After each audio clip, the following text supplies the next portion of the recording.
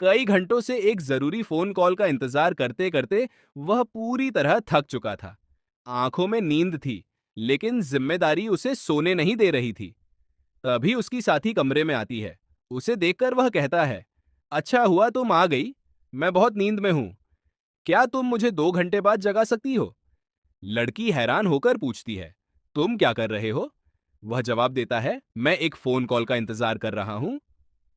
लड़की उसे आराम करने के लिए अगले कमरे में रखे बिस्तर की तरफ इशारा करती है, लेकिन वह मना कर देता है।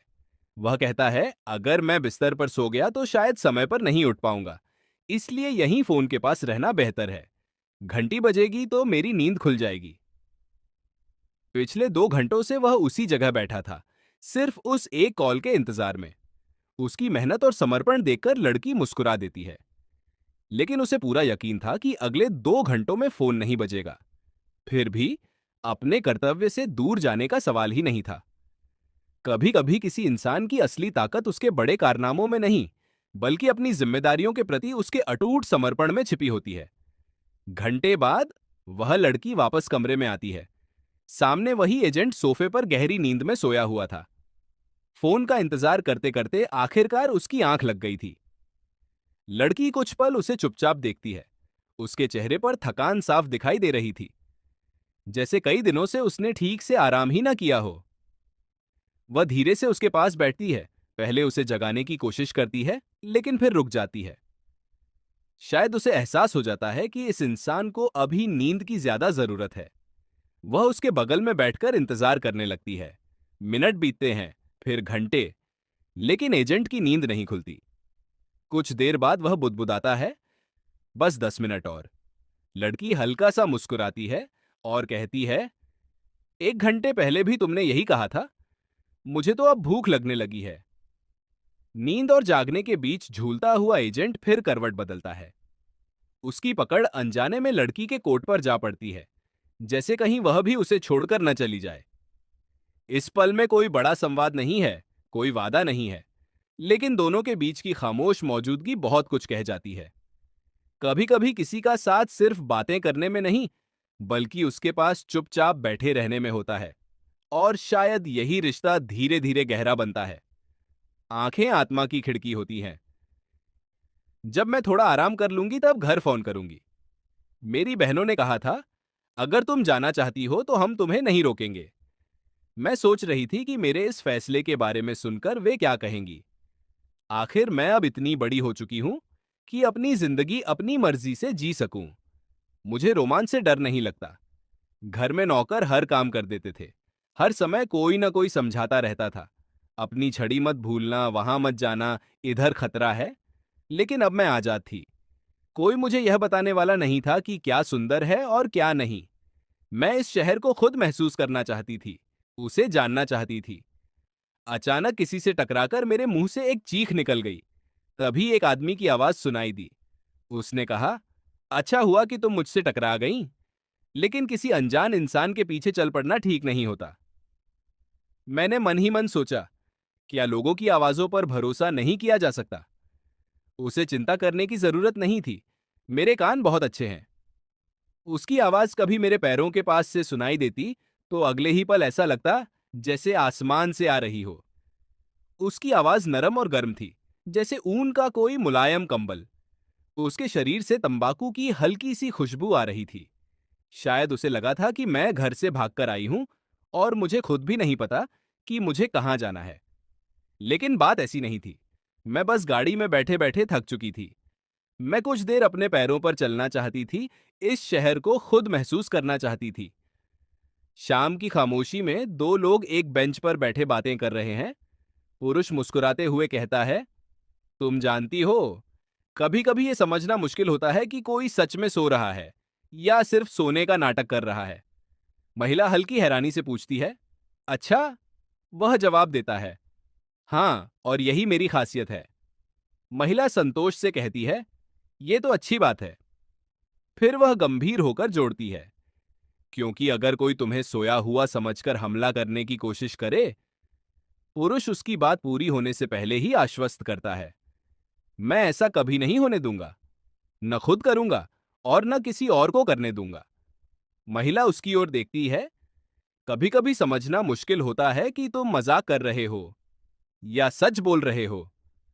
पुरुष हल्की मुस्कान के साथ कहता है, यही तो मेरा सबसे बड़ा हुनर है। हल्का विराम। कुछ समय बाद महिला अपनी ड्रेस ठीक करने की कोशिश कर रही है। पुरुष मदद करते हुए मजाक में कहता है, सच कहूं तो हमारे सिर के पीछे आंखें नहीं होती। महिला तुरंत जवाब देती है, अरे सच में। दोनों की बातचीत में एक हल्की मुस्कान घुल जाती है। एक ऐसा पल जहां मजाक, भरोसा और अपनापन सब एक साथ मौजूद हैं। महिला नए कपड़ों को देखकर थोड़ा असमंजस में है। महिला, मुझे समझ नहीं आ रहा, इनमें से कौन बेहतर है। पुरुष उसे ध्यान से देखता है। पुरुष, मेरे हिसाब से तो दोनों ही तुम पर अच्छे लग रहे हैं। महिला, सच? पुरुष, हाँ, लेकिन बताओ पहनने में कौन सा ज्यादा आरामदायक लगता है। महिला मुस्कुराती है, आप तो बड़े तारीफ करने वाले निकले।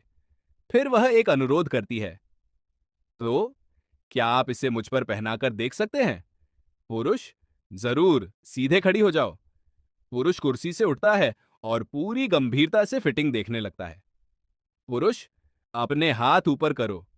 महिला तुरंत मान जाती है, खुशी से। अब वह कपड़े की सिलाई, कमर और फिटिंग को ध्यान से परख रहा है। कमरे में कुछ पल के लिए सन्नाटा छा जाता है। फिटिंग का काम जारी है। पुरुष कमर का हिस्सा कसकर देखता है। महिला, थोड़ा दर्द हुआ। पुरुष, क्या बहुत टाइट है। महिला, थोड़ा। पुरुष, ठीक है, थोड़ा ढीला करते हैं। वह सावधानी से फिटिंग बदलता है। हम, अब कैसा है। महिला राहत की सांस लेती है। अब अंतिम जांच का समय है। महिला, थोड़ा और कसो। पुरुष मुस्कुराता है, ये बहुत नाजुक फर्क है, लोग अक्सर इसे नोटिस नहीं करते। कुछ देर बाद पुरुष, अब इधर देखो। महिला घूमकर खड़ी होती है, कैसी लग रही हूं। पुरुष कुछ क्षण उसे देखता रहता है, फिर हल्की मुस्कान के साथ कहता है, बहुत अच्छी। महिला, बस इतना ही।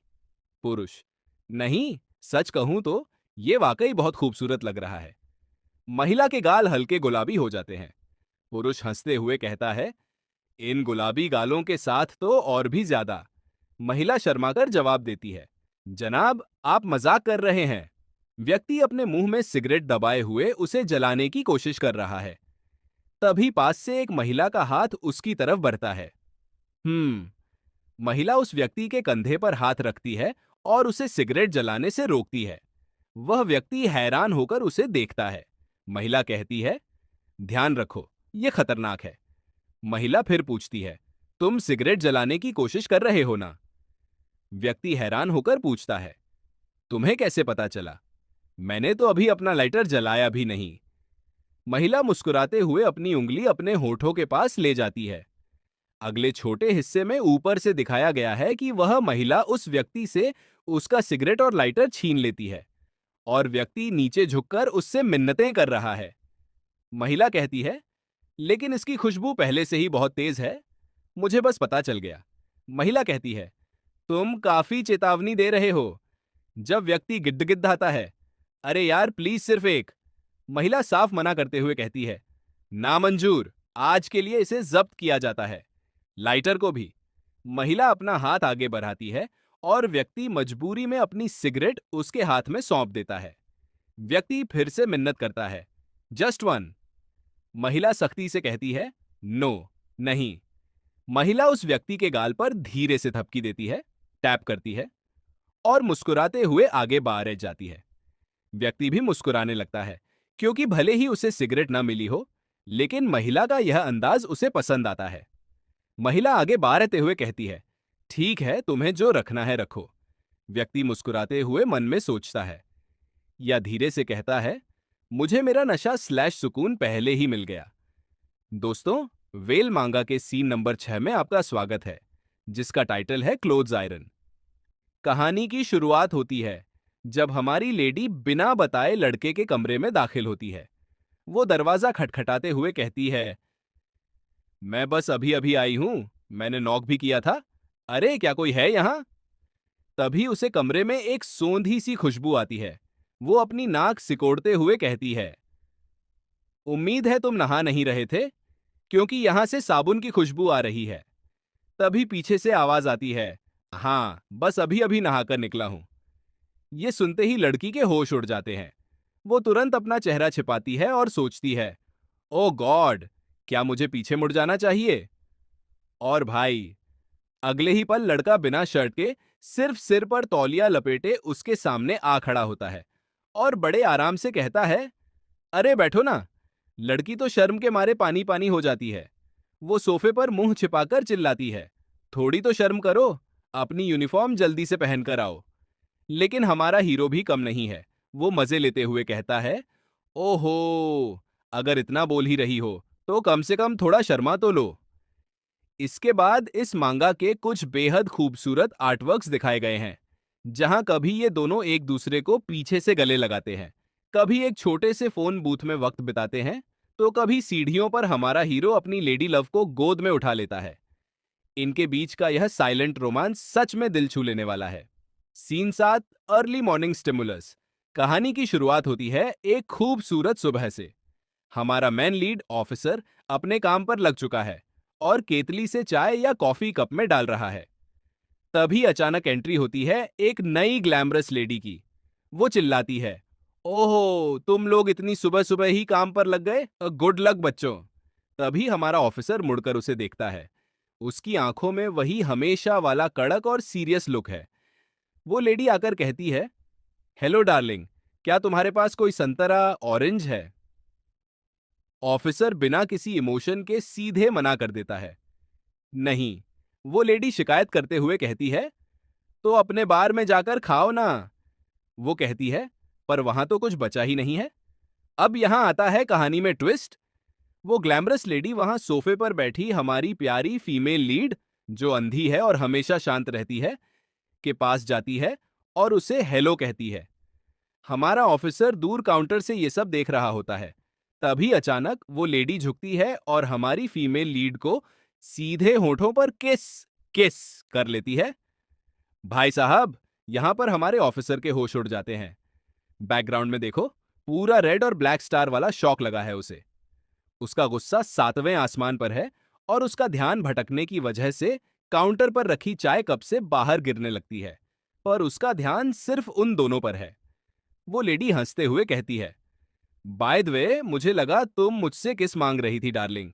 चलो, तुम्हारा दिन अच्छा रहे। और वो वहां से चली जाती है। हमारी फीमेल लीड बेचारी हैरान परेशान रह जाती है।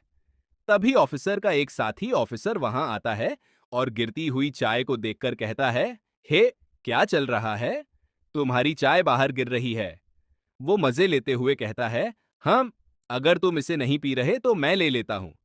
तभी दूसरा ऑफिसर फीमेल लीड को देखता है और चौंक कर पूछता है, क्या तुमने लंच में स्क्रैम्बल्ड एग खाए थे? तुम्हारे मुंह पर तो केचप लगा हुआ है। लेकिन भाई, वो केचप नहीं था। हमारी फीमेल लीड शर्माते हुए अपना मुंह छिपाती है और कहती है, का केचप? तभी हमारा मैन लीड ऑफिसर तुरंत उसके पास आता है। वो समझ जाता है कि ये उस लेडी की लिपस्टिक का दाग है। वो अपने काले ग्लव्स पहने हुए हाथों से बड़ी कोमलता से उसके होठों को साफ करने लगता है। फीमेल लीड कहती है, आह, वो जो औरत अभी आई थी, शायद उसकी लिपस्टिक मुझ पर लग गई। ऑफिसर थोड़ा पजेसिव, जेलस होते हुए कहता है, उसने तो तुम्हें कुछ ज्यादा ही अच्छे से लगा दी। और फिर वो साफ करते हुए कहता है, वैसे आज तुम्हें लिपस्टिक लगाने की कोई जरूरत नहीं है। इस पर फीमेल लीड मासूमियत से जवाब देती है, वैसे भी मैं अपनी लिपस्टिक घर पर ही भूल आई हूं। ऑफिसर वहां से जाने लगता है तो फीमेल लीड खुद से ही सोचती है, क्या मैं सच में ऐसी लग रही थी जैसे किसी के किस का इंतजार कर रही हूं? और दोस्तों, आखिरी सीन में हमें पता चलता है कि वो ग्लैमरस लेडी कोई और नहीं, बल्कि हमारे इसी कड़क ऑफिसर की बड़ी बहन है। वो किसी दूसरी लड़की से लिफ्ट में बात करते हुए कहती है, वो दिखने में भले ही थोड़ा खूंखार और मतलबी लगता है, लेकिन मैं तुम्हें उसे सौंप रही हूं। मेरे छोटे भाई के साथ थोड़ा प्यार से रहना। यानी वो जो कुछ भी हुआ, वो बस बड़ी बहन का अपने छोटे भाई की लव लाइफ को थोड़ा स्पाइस अप करने का एक तरीका था। तो दोस्तों, कैसा लगा आपको ये चैप्टर? क्या आपको भी लगा था कि ऑफिसर को जेलसी हो रही थी? कमेंट में जरूर बताना। वीडियो पसंद आई हो तो लाइक करो, चैनल को सब्सक्राइब करो। और कहानी की शुरुआत होती है हमारे हीरो के एक मोनोलॉग से, जहां वो पुरानी बातों को याद कर रहा है। वो बताता है कि कैसे ये लड़की उसकी जिंदगी में आई थी। उसने एक बार बस मजाक में कह दिया था कि उनके डिपार्टमेंट को कॉल्स उठाने के लिए किसी की जरूरत है, लेकिन ये लड़की सच में बहुत बेबस थी। वो एक ऐसे अंधेरे रास्ते पर चल रही थी जहां उसका कोई नहीं था। हीरो कहता है, मैंने सोचा था कि इसके परिवार वालों को बुलाकर इसे उनके हवाले कर दूं, लेकिन इसने साफ मना कर दिया। मैं सच में बहुत परेशान था। लेकिन जब इसने पूरे कॉन्फिडेंस के साथ मुझसे कहा कि ये मुझे अपनी स्टिक से मारने के लिए खुद को जिम्मेदार मानती है, तो मुझे लगा जैसे अब इसकी जिम्मेदारी मुझ पर भी आ गई है। दोस्तों, शुरुआत में वो सिर्फ उसका एक बॉडीगार्ड और एक भागी हुई लड़की का एस्कॉर्ट था, लेकिन वक्त के साथ सब बदल गया। अब जब से इस लड़की ने अपनी स्टिक, लाठी का इस्तेमाल करना बंद किया है, इसके बाल बढ़ गए हैं, इसका वार्डरोब बदल गया है, और हमारा हीरो अब एक पल के लिए भी अपनी नजरें इससे नहीं हटाता। उसे डर लगा रहता है कि कहीं ये दोबारा सीढ़ियों से न गिर जाए, खासकर तब से जब से इसने हील्स पहनना शुरू किया है। अब सीन शिफ्ट होता है एक कैफे में, जहां ये दोनों बैठकर कुछ खाने के लिए जगह ढूंढ रहे हैं। यहां हमारी हीरोइन कहती है, लेकिन यहां तो सिर्फ टेबल्स हैं, क्या तुम काउंटर पर बैठना पसंद करोगे? इस पर हीरो थोड़ा मुस्कुराता है और कहता है, तो चलो मैं कन्फेस करता हूं, जब हम आमने सामने बैठते हैं तुम हमेशा मुझे ही घूरती रहती हो। क्या तुम्हें लगता है मुझे पता नहीं चलता? भाई देख रहे हो, हीरो यहां फुल ऑन फ्लर्टिंग के मूड में है, लेकिन हमारी हीरोइन भी कम नहीं है। वो तुरंत पलटकर जवाब देती है, mister policeman, side by side बैठते वक्त किसी को ऐसे देखना तो बॉर्डरलाइन प्रोफेशनल मिसकंडक्ट, नियमों के खिलाफ है। इसके बाद हीरोइन कहती है कि अगर वो हीरो की तरह देख पाती, क्योंकि वो ब्लाइंड है, तो शायद उसे 100 बार और देखती। तभी उनके सामने क्रम्पेट्स, एक तरह का केक बिस्किट आते हैं, जिसमें काफी सारे होल्स, छेद होते हैं। हीरोइन पूछती है, मेरे बारे में क्या ख्याल है? मेरे अंदर कितने होल्स हैं? फिर हीरो उसे चिढ़ाते हुए कहता है, चिंता मत करो, तुम्हारे पास सिर्फ 3 बेहद प्यारे होल्स हैं, नाक, मुंह और आंखें। ये सुनकर हीरोइन शर्मा जाती है और बात बदलते हुए कहती है, मुझे भूख लगी है, चलो काउंटर उधर है। इसके बाद के पैनल्स में हमें इनके कुछ बेहद खूबसूरत रफ स्केचेस देखने को मिलते हैं, जैसे इनका एक दूसरे के साथ वक्त बिताना। और इस रेड बैकग्राउंड वाले पैनल में आप देख सकते हैं कि कैसे हीरो ने हीरोइन को अपनी बाहों में उठाया हुआ है। इन दोनों की केमिस्ट्री सच में नेक्स्ट लेवल है। तो भाई लोग, कहानी की शुरुआत होती है सीन नंबर 9 से। यहां एक लाइन लिखी है, can it stand soup on off sound, यानी यहां शोर शराबा बहुत ज्यादा है। कट टू नेक्स्ट सीन, माहौल बदल चुका है। हमारी ये ब्लॉन्ड ब्यूटी अब एक बेहद हॉट ब्लू गाउन में नजर आ रही है, और उसके साथ ये ब्लू हेयर्ड हैंडसम लड़का है जो सूट बूट में एकदम टिपटॉप लग रहा है। लड़का सिगरेट जलाते हुए बड़े टशन में कहता है, सुनो। लड़की सोफे पर आराम से बैठते हुए पूछती है, क्या यहां बहुत सारे लोग आए हैं?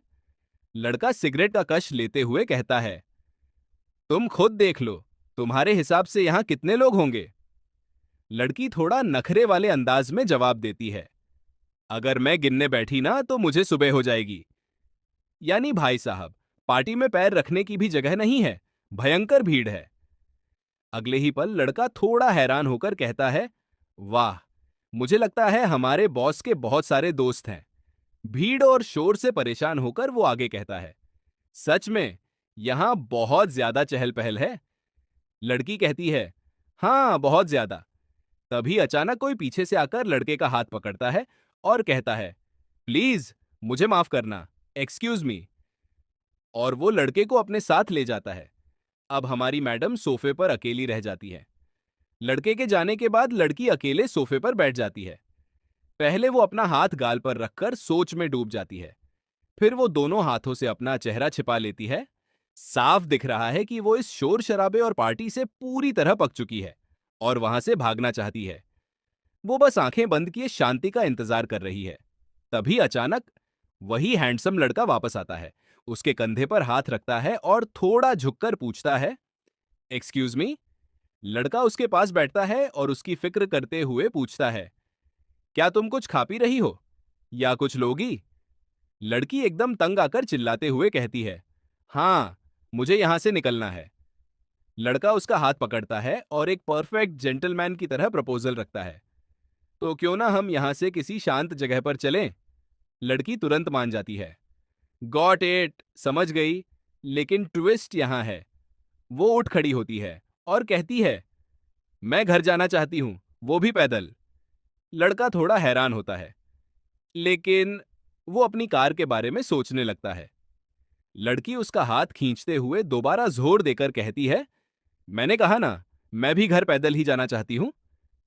बेचारा लड़का उसकी जिद के आगे घुटने टेक देता है। वो बड़बड़ाता है, क्या कहा? अच्छा चलो छोड़ो, कार को मैं किसी और दिन ले जाऊंगा। और इस तरह दोनों इस बोरिंग और शोर शराबे वाली पार्टी को छोड़कर रात के सन्नाटे में पैदल ही घर के लिए निकल पड़ते हैं। सीन 10। Colour of temperature. कहानी की शुरुआत होती है एक बार से, जहां हमारे दोनों मेन कैरेक्टर्स बैठे हुए हैं। हमारा हीरो, जो कि एक पुलिस ऑफिसर है, वो सिगरेट पी रहा है और उसके हाथ में एक ड्रिंक है। तभी लड़की उसकी ड्रिंक को देखती है और पूछती है, इस अल्कोहल का रंग कैसा है? हीरो थोड़ा रफ अंदाज में जवाब देता है, तुम्हें इस शैतान की ड्रिंक के बारे में बात नहीं करनी चाहिए। इससे तुम्हारा गला और सिर जल सकता है। लड़की थोड़े नखरे दिखाते हुए कहती है, लेकिन मुझे यहाँ बहुत गर्मी लग रही है। और वो अपनी हैट, टोपी उतारने लगती है। हीरो उसे तुरंत टोकता है, अपनी हैट मत उतारो, ये रूल्स के खिलाफ है। लड़की फिर से वही सवाल दोहराती है, तो बताओ ना, इसका रंग कैसा है? ये मेरी गलती नहीं है, इस अल्कोहल की गलती है जो मुझसे ये सब पूछवा रही है। हीरो सिगरेट का धुआं छोड़ते हुए कहता है, बिल्कुल मेरे बालों जैसा रंग है इसका। लेकिन अगले ही पल हीरो थोड़ा शर्माता है और बात बदलते हुए कहता है, नहीं, बल्कि मेरी आंखों जैसा रंग है। लड़की हैरान होकर पूछती है, आंखों जैसा? फिर हीरो थोड़ा रोमांटिक अंदाज में समझाता है, कुछ ऐसा रंग जो ब्रांडी के ग्लास में आधे पिघले हुए बर्फ जैसा दिखता हो। लड़की मुस्कुरा उठती है और कहती है, तुम तो बस इसे खूबसूरत दिखाने की कोशिश कर रहे हो। आधा पिघला हुआ? बाप रे, मुझे लगता है तुम अब मेरे साथ थोड़ा कंफर्टेबल महसूस कर रहे हो। फिर वो धीरे से हीरो के करीब आती है और कहती है, मुझे लगता है तुम्हारी आंखों का रंग बहुत रोमांटिक है। हीरो इस तारीफ से थोड़ा ब्लश करने लगता है और कहता है, अह ओह थैंक्स। और तभी लड़की धीरे से अपना हाथ हीरो के चेहरे पर रख देती है। हीरो थोड़ा हैरान होकर पूछता है, क्या तुम्हें मेरा चेहरा छूना है? लड़की उसके गाल को सहलाते हुए प्यार से कहती है, मैं इसे, यानी तुम्हारी आंखों के रंग को, अपने पास रखूंगी। तुम इसे मेरे लिए बचा कर रखोगे ना? हीरो बिल्कुल ब्लैंक हो जाता है कि आखिर ये लड़की क्या कह रही है। वो अपना चेहरा थोड़ा छुपाते हुए मजाक में कहता है, किसी की आंख पर रिजर्वेशन लगाना? ऐसा मैंने पहले कभी नहीं सुना। वैसे तुम्हारे पास दो आंखें हैं, तुम चाहो तो एक मुझे दे सकती हो। दोनों के बीच का ये फ्लर्टिंग मोमेंट सच में बहुत प्यारा है। सीन 11। Freedom freedom. अगले सीन में हम उन्हें एक टेलीफोन बूथ के पास देखते हैं। हीरो किसी से कॉल पर बात कर रहा है और थोड़ा परेशान है, क्योंकि कोई ऑरेंज कलर का लिफाफा, एनवेलोप, नहीं मिल रहा है। वो फोन पर झुंझलाते हुए कहता है, मैं तुमसे कह रहा हूं वो यहीं है। क्या तुमने वो पीली अलमारी चेक की? तुमने हर जगह देख लिया ना? वहीं लड़की चुपचाप खड़ी होकर हीरो की कलाई घड़ी को धीरे धीरे घुमा रही है और उसका हाथ पकड़े हुए है। हीरो फोन पर चिढ़ते हुए आगे कहता है, मैं यहां पिछले 30 मिनट से खड़ा हूं। तभी लड़की उसकी घड़ देखते हुए फोन के पास आकर कहती है, मैंने कहा था ना, क्या वो नीले फोल्डर के पास नहीं रखा है? तभी फोन के दूसरी तरफ वाले को वो लिफाफा मिल जाता है और हीरो चैन की सांस लेता है। चलो ठीक है, अभी हम थोड़ा दूर हैं। क्या 1 घंटे बाद उस लाल पुल, रेड ब्रिज के पास मिलना ठीक रहेगा? ठीक है, बाय। फोन रखने के बाद हीरो प्यार से लड़की का हाथ थाम लेता है। लड़की मुस्कुराते हुए कहती है, क्यों ना हम अगले 50 मिनट के लिए किसी कैफे में चलें? और दोनों कैफे की तरफ निकल पड़ते हैं। Scene 12। Tale of a watch. घड़ी की कहानी। कहानी की शुरुआत होती है सीन नंबर 12 से, जिसका टाइटल है एक घड़ी की कहानी। दोनों एक आर्ट गैलरी में घूम रहे हैं, जहां वो लड़की एक पेंटिंग को देखकर मासूमियत से कहती है, यह तो एक सॉफ्ट पिघली हुई घड़ी है। तभी हमारा रेड हेयर वाला हीरो, जो हमेशा की तरह काफी डैशिंग लग रहा है, उसे समझाते हुए कहता है, हाँ, क्योंकि इस पेंटिंग को बनाने वाले आर्टिस्ट ने इन्हें सॉफ्ट ही पेंट किया है। दोस्तों, यहाँ साल्वाडोर डाली की मशहूर पेंटिंग एट परसिस्टेंस ऑफ मेमोरी की बात हो रही है। लड़की थोड़ी हैरान होकर पूछती है, मुझे तो लगा था कि सारी घड़ियां हार्ड होती हैं। मेरा तो मन कर रहा है कि मैं इसे छू कर देखूं। ये बिल्कुल पिघले हुए चीज चीज जैसी लग रही है। उसकी इस मासूमियत को देखकर हमारा हीरो मन ही मन मुस्कुराता है और कहता है, क्या इमेजिनेशन है तुम्हारी। गैलरी से बाहर निकलते हुए दोनों सीढ़ियों से नीचे उतर रहे हैं। लड़की बातें करते करते कहती है, और पता है, ये घड़ी बोलती भी है और बहुत अच्छे से बात करती है। हीरो थोड़ा मजाक के मूड में आता है और उसकी हाँ में हाँ मिलाते हुए कहता है, अरे हाँ, ये तो सुबह का नाश्ता भी बनाती है। अच्छा बताओ, अभी क्या टाइम हो रहा है। इसके बाद हम कुछ बेहद स्टाइलिस्ट और गॉर्जियस पैनल्स देखते हैं, जहां गुच्ची गुच्ची के शानदार आउटफिट्स और उनकी कमाल की केमिस्ट्री दिखाई गई है, मानो दोनों एक दूसरे के प्यार में पूरी तरह डूब चुके हों। अब एंट्री होती है सीन नंबर 13 की। सुबह का वक्त है। हमारा हीरो अपने बिस्तर पर गहरी नींद में सो रहा होता है। तभी अचानक कमरे का दरवाजा खुलता है और हमारी ब्लॉन्ड ब्यूटी बिना नॉक किए सीधे अंदर आ जाती है। अचानक आहट पाकर हीरो की आंख खुलती है। वो हड़बड़ाकर उठता है, अरे सॉरी, मुझे दरवाजे की आवाज आई तो थी, पर मुझे लगा मैं कोई सपना देख रहा हूं। लड़की बहुत ही आराम से अपने बालों को सहलाते हुए पूछती है, क्या तुम रात को अपना दरवाजा कभी लॉक नहीं करते। हीरो अपनी आंखें मलते हुए कहता है, नहीं, मैं तो बस मजाक कर रहा था। फिर वो अपने बिखरे बालों को संभालते हुए पूछता है, क्या आज हमारा कोई प्लान था। कुछ स्पेशल करने वाले थे क्या हम आज। लड़की धीरे से उसकी तरफ देखती है और कहती है, नहीं, ऐसा तो कुछ नहीं है। तभी लड़की बेड के पास आकर कहती है, चलो, इसके बारे में बेड पर लेट कर ही सोचते हैं। और वो बिना झिझक के उसके बिस्तर पर उसके ठीक बगल में लेट जाती है। दोनों एक दूसरे के बेहद करीब हैं। माहौल एकदम शांत और रोमांटिक हो जाता है। हीरो उसे इतने पास देखकर थोड़ा नर्वस हो जाता है और कहता है, क्या तुम्हारा मुंह अभी भी सोया हुआ है, कुछ बोल क्यों नहीं रही। लड़की उसकी आंखों में आंखें डालकर पूछती है, तो आज हम पूरे दिन क्या करने वाले हैं। हमारा हीरो मुस्कुराता है, अपना हाथ अपने सिर पर रखता है और एक परफेक्ट संडे वाला आइडिया देते हुए कहता है, मेरे पास एक कमाल का आइडिया है। क्यों ना हम आज पूरे दिन बस सोते रहें। और कैमरा झूम आउट होता है, जहां हमें पता चलता है कि भाई, सुबह के अभी सिर्फ 5 बजे हैं और वो भी संडे के, यानी कि आज फुल ऑन रिलैक्स करने का दिन है।